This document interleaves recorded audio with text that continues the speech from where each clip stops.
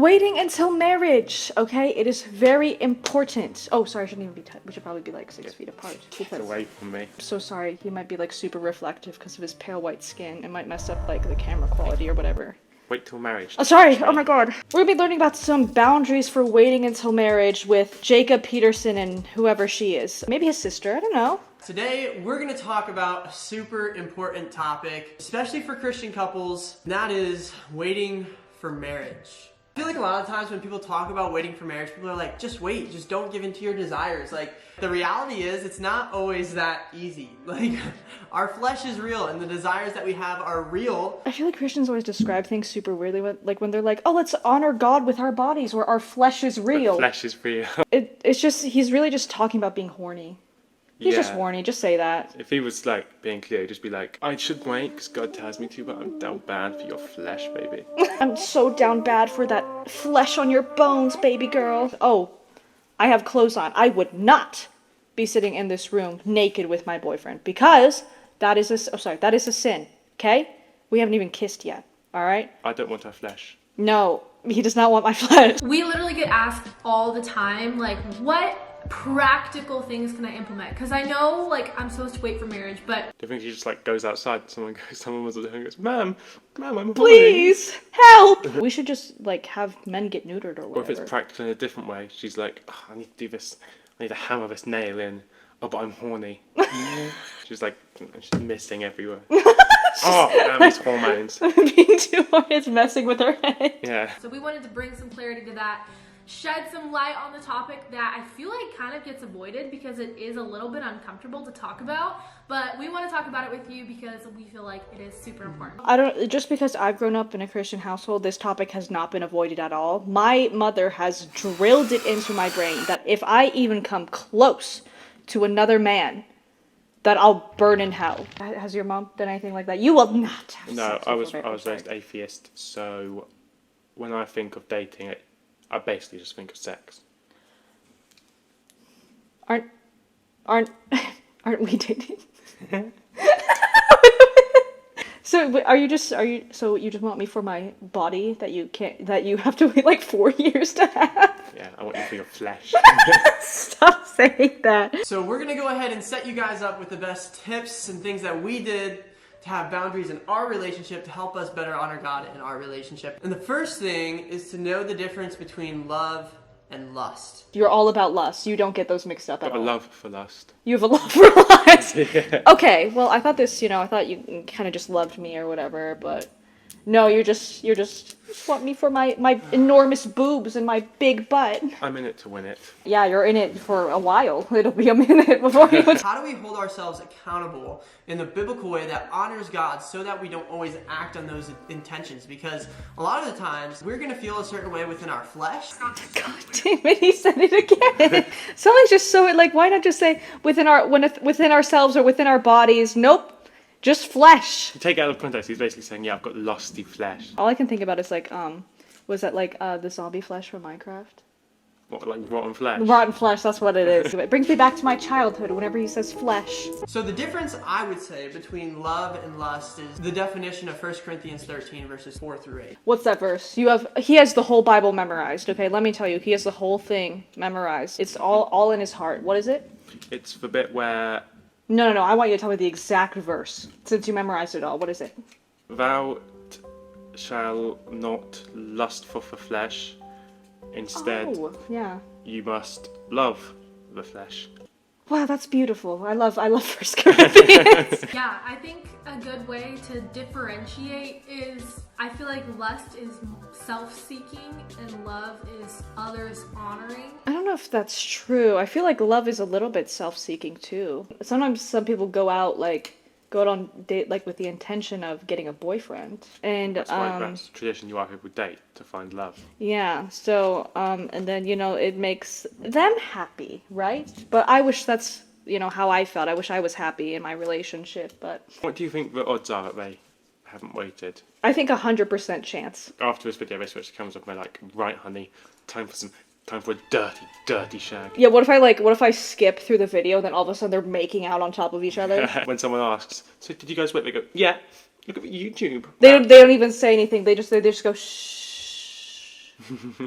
If you're showing someone love and you're telling them, well, you're beautiful and I love you so much, I love who you are and your character, that's different than saying, dang girl, look at, you know what I'm saying? Like, Hey, girl. Bang, girl.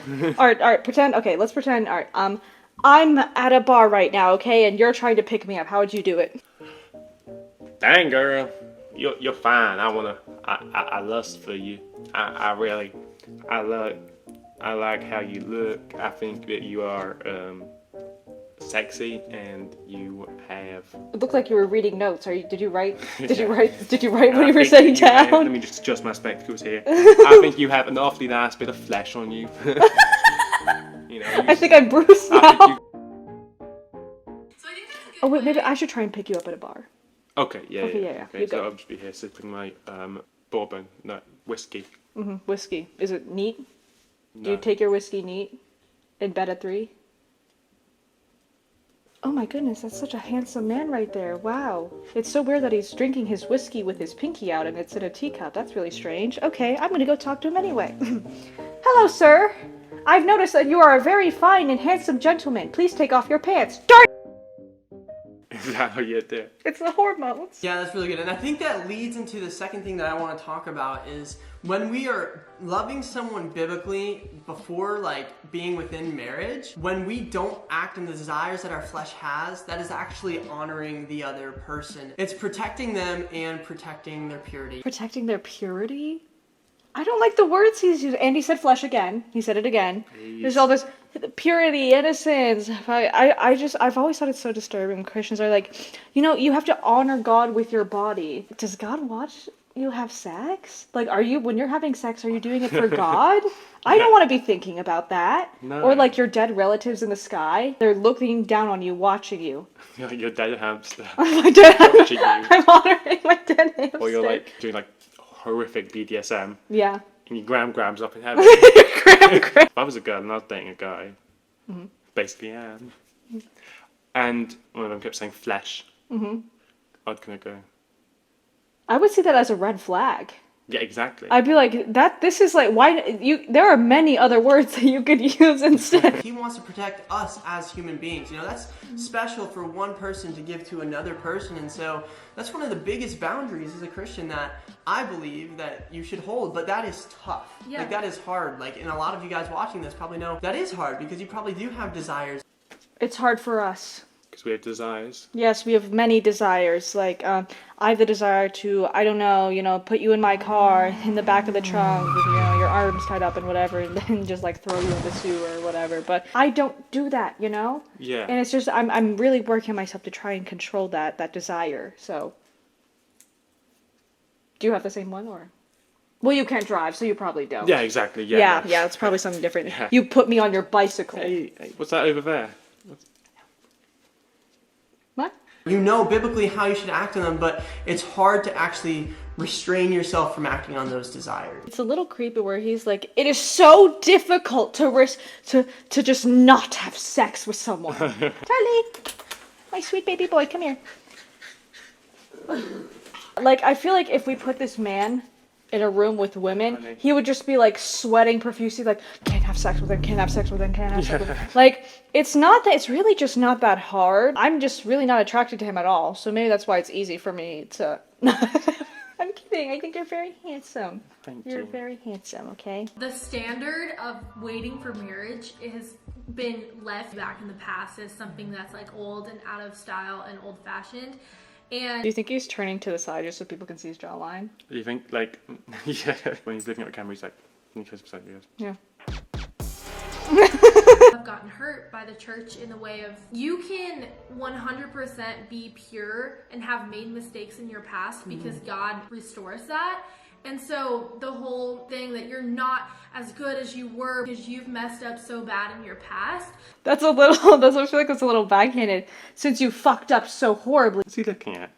Look, if you follow his eye line, he's not looking at the camera, he's He's looking at Oh, he's probably looking at the viewfinder, or the man off camera who's holding holding a gun to their heads. Right? Yeah. Jesus off camera. It's Jesus. Yeah. Purity is a heart posture, which your heart posture then transfers into your lifestyle and your relationships. And so when we're talking about purity, it doesn't go into just having sex. It's the things you think of in your mind, how close you get to that line of actually having sex, like those types of things. We don't want to make you feel like, oh, well, you've messed up in your past, therefore you're no longer pure. God doesn't love you. Are they married? Oh, I think they're married. It looks like she's a wedding ring on. Oh, so they're down bad. They've definitely hit it before. Yeah, it probably just means like he's at parties going, "Hey girl, you want to marry me?" He's Yeah. marrying women for 5 minutes and then getting divorced immediately just so he can f them. He goes on like a hookup website, and then they get to his apartment, and he's Yeah. like, "There's a priest."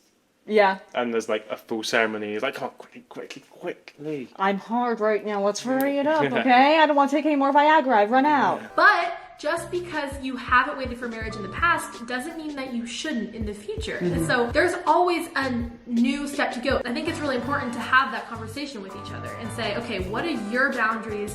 What is your desire for your relationship? What are your boundaries? I hope I'm not invading them. Let me know what your boundaries are. My boundaries are about 3 feet further away. Help! Help! Oh, help! I've just been attacked. Are you mewing? Are you admiring yourself? The Felix Sue YouTube channel. This is my little helper. So, well, we have somewhere to go. We have to go play with cats. It's very important. That's not a euphemism. Yes, that is not a euphemism. We should clarify that. We learned so much from... What's his name? Jack? He looked like a Jack. She looks like a Dexter, Ciara. Hunter, Rex. Yeah. Chase, and Chloe. Chase and Chloe, thank you so much. We are not trying to be mean to them, okay? I just thought that'd be an interesting video to watch, because we are a godly couple. Yeah. Wait. Yeah. Yeah. Of course, like we're not throwing any hate towards them. We fully support what they believe, and I think everyone should be able to enjoy their partnerships as they want to enjoy it. So, but Yeah, no, they definitely aren't harming anyone. No, I think they definitely like said everything very well, and I like how they were like, you know, God will forgive you, like if you've done things in the past, and that is true. Well, back when I was a Christian, that is what I was taught. No, you can't kiss me. So we're just a pair of silly little sinners making fun of some good Christians. Silly little sinners. Silly little. We're like the sinners. Arctic Monkeys. That'd be a really good band name. It's not really like the Arctic Monkeys. No, but we are like the Arctic Monkeys. we are like the Arctic Monkeys. Yes. Okay, alright, love you, bye-bye. I wanna do it, let me touch it.